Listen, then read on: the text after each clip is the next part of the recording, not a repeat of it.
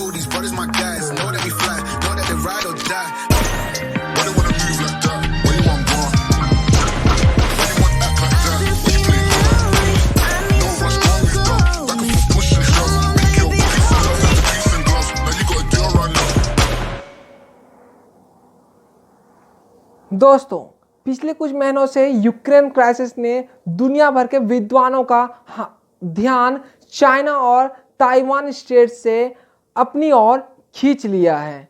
Russia के द्वारा Ukraine के इन्वेजन को जो आशंका लगाई जा रही थी वह पूर्ण रूप से साबित हुआ। अब विद्वानों के बीच इस बात की बहस छिड़ गई है कि इन्वेजन का दुनिया भर की जियोपॉलिटिक्स इक्वेशन पर क्या इम्पैक्ट पड़ने वाला है, जो कि अभी यूक्रेन और रशिया के बीच वार चल रहा है, उसका क्या इम्पैक्ट पड़ने वाला है दुनिया भर में। इस इम्पैक्ट के कई पहलुओं में से एक पहलू ये भी है कि यूक्रेन इन्वेजन का असर वहां से हजारों किलोमीटर दूर ईस्ट एशिया में भी पड़ेगा। जी हां, आप सही सोच पा रहे हैं, मैं बात कर रहा हूं ताइवान को लेकर। जो चाइना एग्रेसिव हो रहा है इन दिनों। ताइवान को भी चाइना द्वारा एनेक्स कर लिया जाएगा, ऐसा आशंका लगाया जा रहा है कुछ विद्वानों के द्वारा। आज हम इस वीडियो में इसी के बारे में बात करेंगे और चर्चा करेंगे कि क्या अगला ताइवान ही यूक्रेन बनने वाला है। ये आज हम इस वीडियो में चर्चा करने वाले हैं। नमस्कार दोस्तों, मेरा नाम अनुभव मिश्रा है और आप देख रहे हैं साइनिंग ऑफ 2.0 मेरे साथ यानी अनुभव मिश्रा के साथ। चलिए वीडियो को शुरुआत करते हैं। दोस्तों, एक स्टेनो है कि यूक्रेन इन्वेजन ने दुनिया भर के आक्रामक या एग्रेसिव देशों के सामने एक खराब उदाहरण प्रस्तुत किया है। जैसा कि आप देख पा रहे हैं कि यूक्रेन में कितना भयावह स्थिति हो गया है रशिया के द्वारा जब उस पर अटैक किया जा रहा है। तो आप देख पा रहे हैं जैसा कि वीडियो में दिखाया जा रहा है, आप देखिए। पुतिन का यूक्रेन को इन्वेंट करना और रशिया पावर्स की इस इन्वेजन को रोकने की असफलता ने कहीं ना कहीं एक ऐसा मैसेज दिया है जहां चाइना का ताइवान स्टेट में कॉन्फिडेंस बूस्ट हो गया है।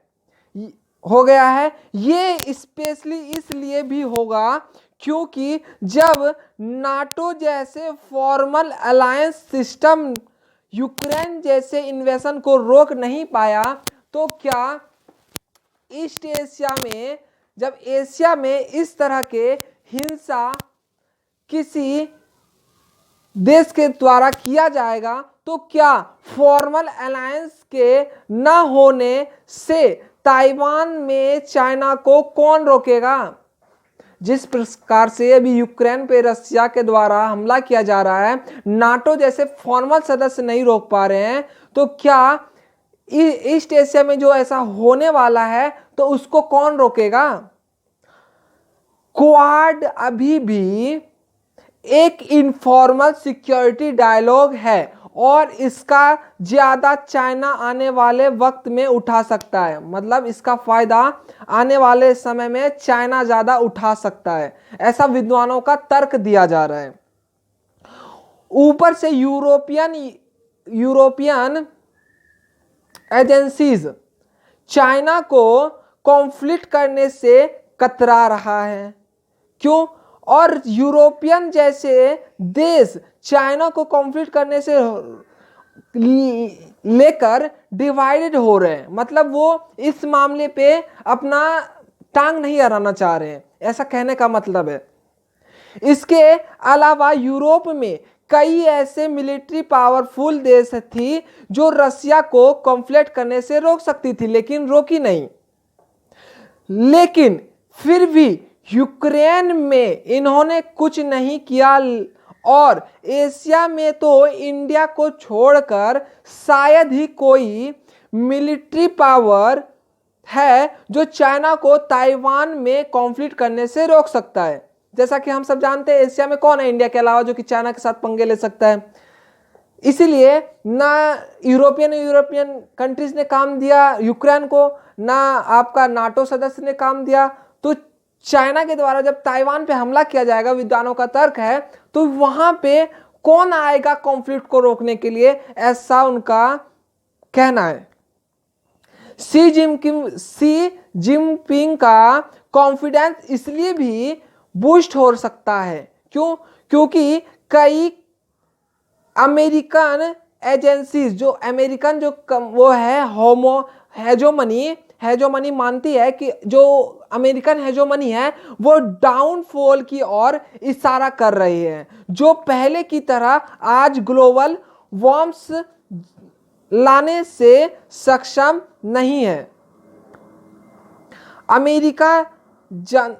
अमेरिकन जनता जो है वो आज अमेरिका के ग्लोबल वार्म से फ्रस्ट्रेट दिखाई देती है। क्योंकि वहाँ पे जो इसलिए अमेरिका फॉरेन पॉलिसी ने एक इन्वर्टन देखा गया है। इन्वर्टन मतलब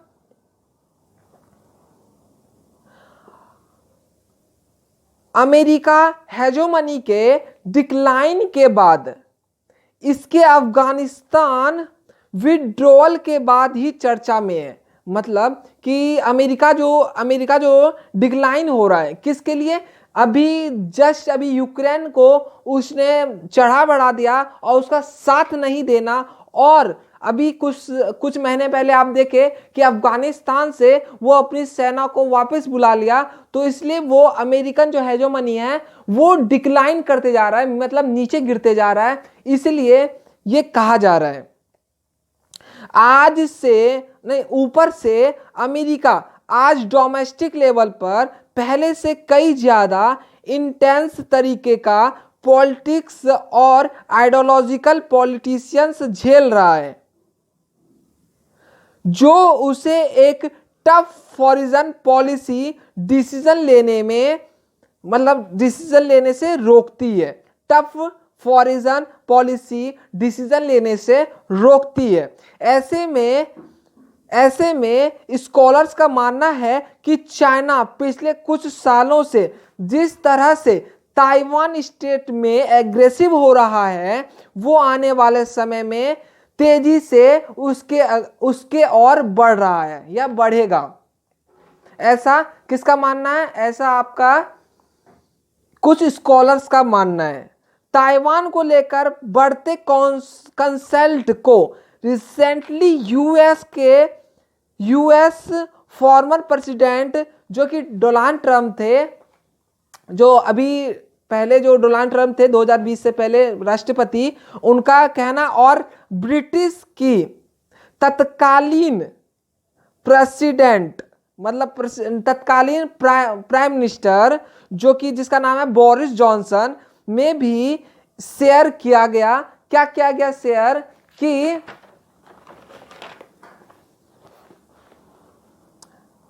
बोरिस जॉनसन ने यूक्रेन इन्वेशन के कुछ दिन पहले ही दावा किया था कि अगर यूक्रेन में खतरा बढ़ता है तो इसके शॉर्ट फीड पूरी दुनिया में फैल जाएगी। ऐसा किसका कहना था? ऐसा आपका बोरिस जॉनसन जो कि ब्रिटेन के प्रधानमंत्री हैं, उनका कहना है।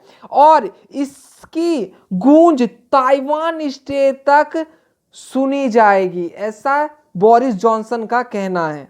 ऐसे ही बातें ट्रंप ने भी कही। ऐसी ही बात जापानीज प्रधानमंत्री किसिडी फिनियो का कहना था।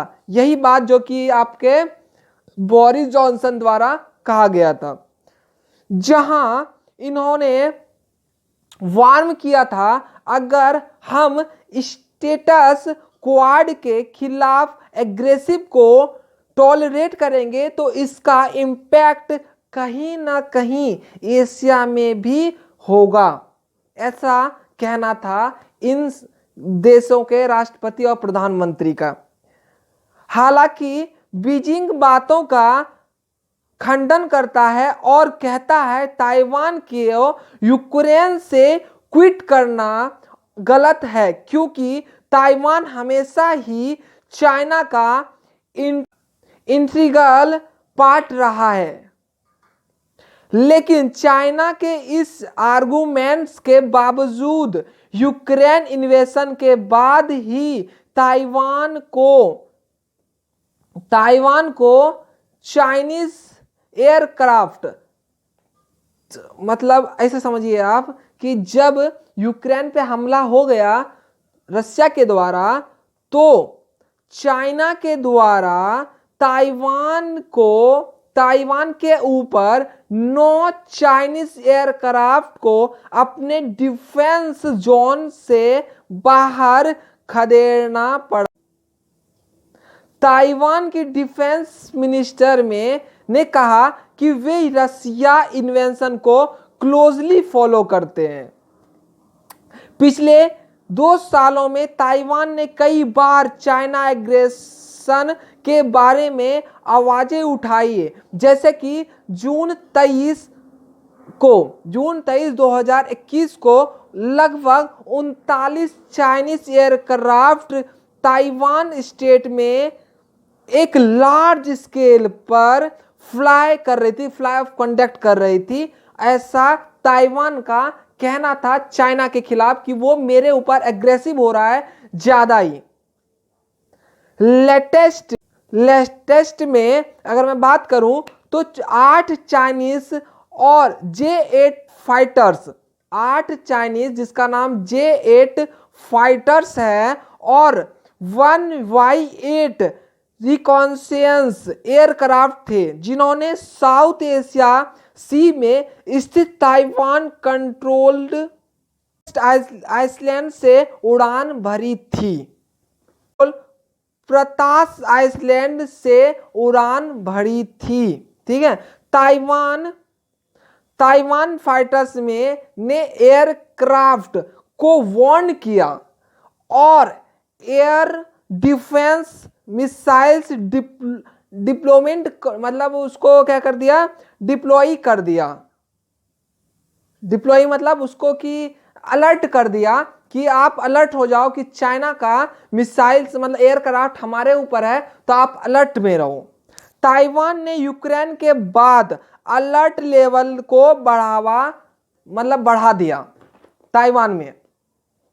अब इसके आगे क्या होता है, इसके आगे होता है प्रेसिडेंट जिसका नाम साई इंग वॉन है, उन्होंने यूक्रेन क्राइसिस को लेकर बनाए गए एक वर्किंग ग्रुप मीट में कहा कि ताइवान सिक्योरिटी एजेंसीज को अपने सारे सिक्योरिटीज और मिलिट्रीज को अलर्ट कर देना चाहिए और इसके सर्विलेंस और अर्ली वर्किंग सिस्टम को एक्टिवेट कर देना चाहिए। लेकिन इस एलायंस में भी कई फ्लॉप्स हैं, जिसके चलते स्कॉलर्स ताइवान के फ्यूचर को लेकर डिवाइड हैं। तो चलिए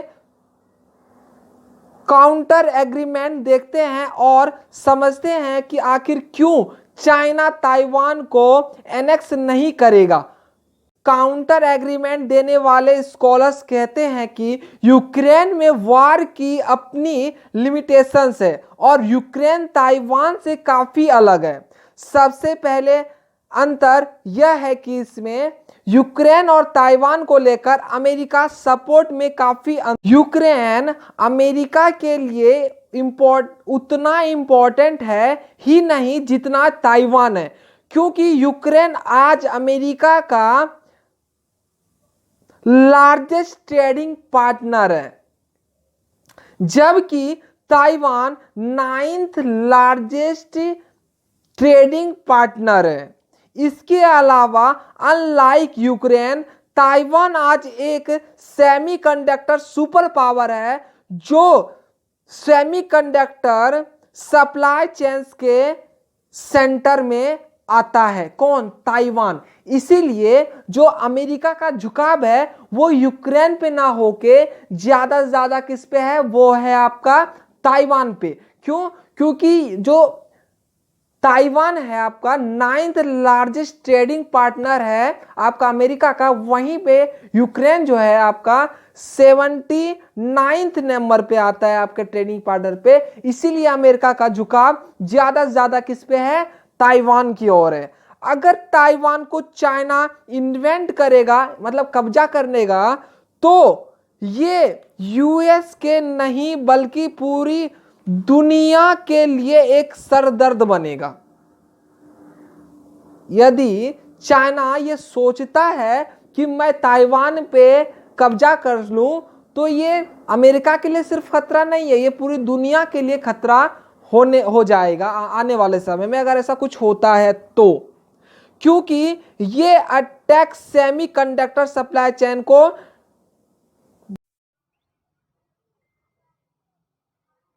और यूएस जैसा सुपर पावर ऐसा बिल्कुल नहीं चाहेगा।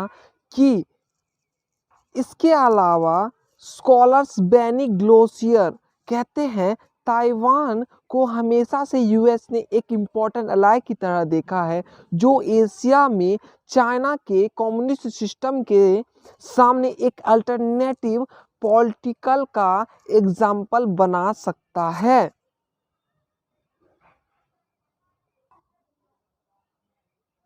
यही वजह है कि यूएस और ताइवान के बीच 1989 से ही एक म्यूचुअल डिफेंस ट्रीटी चल रहा है, और तब से ही यूएस ने ताइवान को वेपन सप्लाई किए हैं। और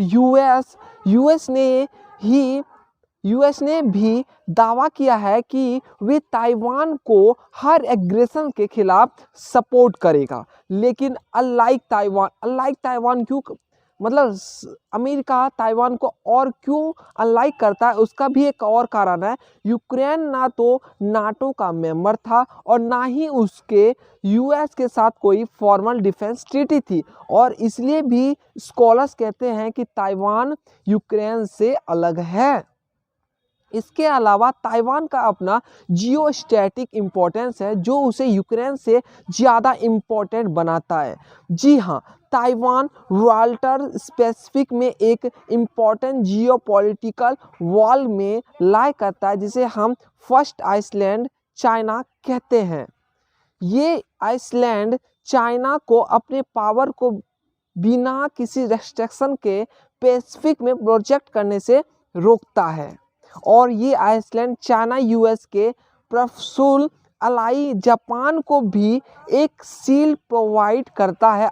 अगर चाइना ताइवान को कंट्रोल कर लेगा तो ये यूएस के डोमिनेंस को हमेशा के लिए खत्म कर सकता है। कि एशिया में अमेरिका क्रेडिबिलिटी को ताइवान के एनेक्शन से जो खतरा है वो यूक्रेन के एनेक्शन से नहीं